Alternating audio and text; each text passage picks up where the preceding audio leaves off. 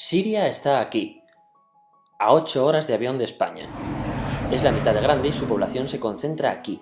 ¿Por qué? Porque toda esta zona es un enorme desierto, pero un desierto muy importante.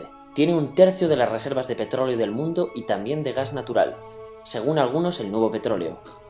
Para sacarlo de aquí y llevarlo a Europa hay que rodear toda esta península y salir por el canal de Suez. Como te puedes imaginar, aquí te cobran.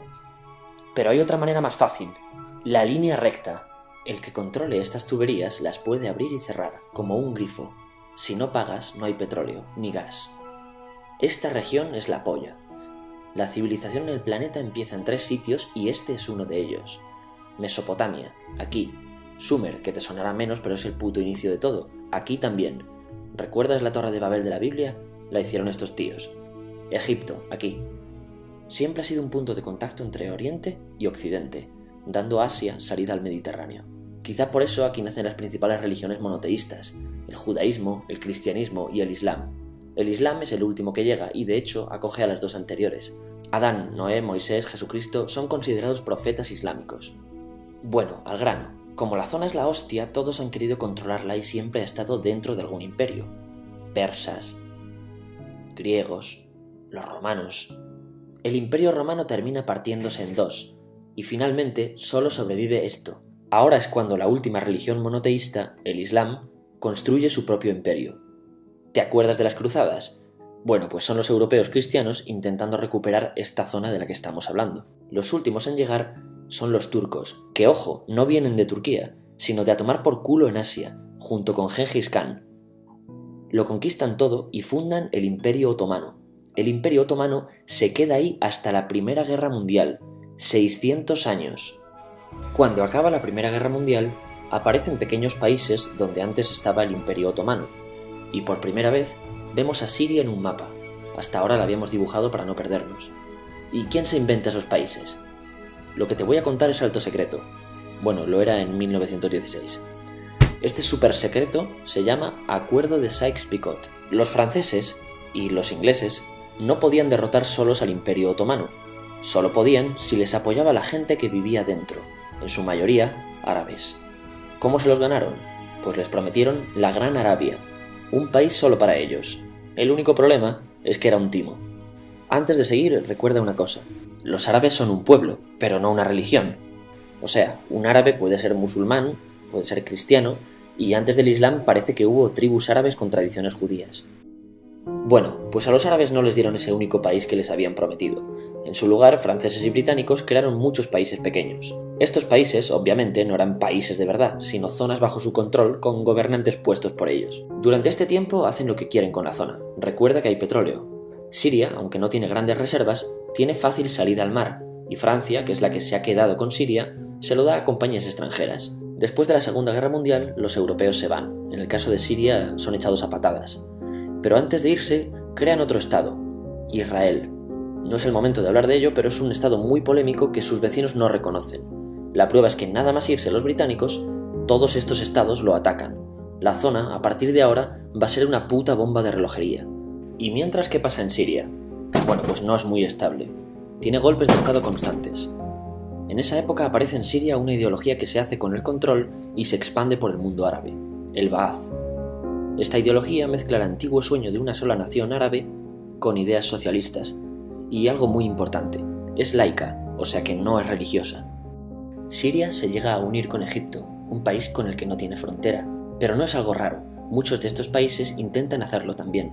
Como recordarás, a esta gente se le había prometido un solo país y las ganas las seguían teniendo. Pero la unión falla. En este tiempo Egipto les convence para nacionalizar el petróleo. En Siria, Al-Assad, el padre del Assad de ahora, se convierte en jefe del estado Ba'ath. En Irak, también Ba'ath, comienza a ganar fuerzas Saddam Hussein.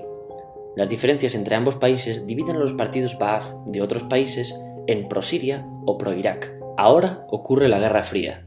El mundo se divide en 2, o eres de Estados Unidos o de la Unión Soviética. Son años muy movidos en los que se pegan constantemente con Israel, invaden su vecino Líbano y comienza una oposición islamista al régimen Ba'ath de Assad, los hermanos musulmanes. Vale, volvamos atrás un momento. Recuerdas que la mayoría de árabes eran musulmanes, ¿verdad? Pues dentro de los musulmanes hay 2 ramas fundamentales, los suníes, la mayoría, y los chiíes.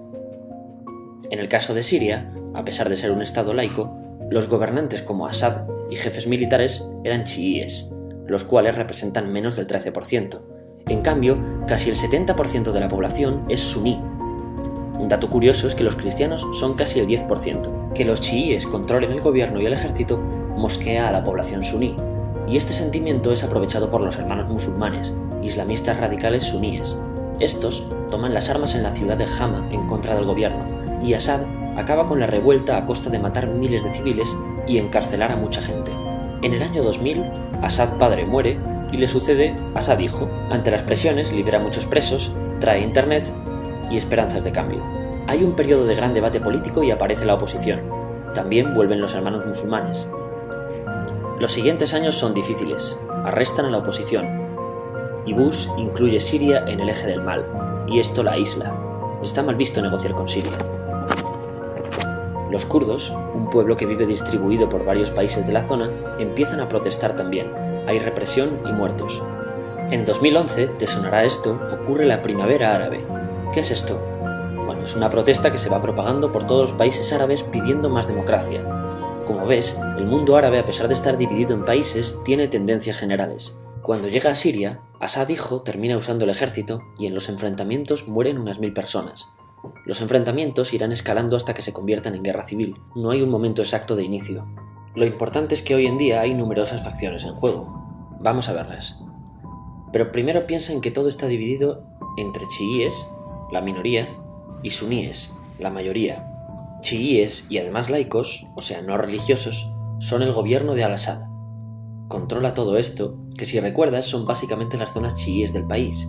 El gobierno de Assad está enfrentado al resto. También mayoritariamente laico, pero suní, es el Ejército Libre de Siria o FSA en inglés. Junto con el Frente Islámico, que es religioso, y otros 70 y pico grupos más, forman una coalición que la prensa llama simplemente la oposición. También suníes e islamistas, pero radicales, son Al-Nusra, llamados Al-Qaeda en Siria, porque son básicamente eso, Al-Qaeda en Siria. Otros islamistas radicales son el ISIS o Estado Islámico. Salen de Al-Qaeda en Irak, controlan la mayor parte de Siria e Irak y se han hecho famosos por sus atrocidades. Su objetivo teórico impacta a muchos. Es un Estado Islámico a lo largo de Asia, África y Levante, aunque a ti ya te suena, ¿verdad? En naranja tenemos al pueblo kurdo, que recordarás porque el presidente Al-Assad lo reprimió, al igual que gobiernos de países próximos también hacen. Ahora controlan militarmente esta zona.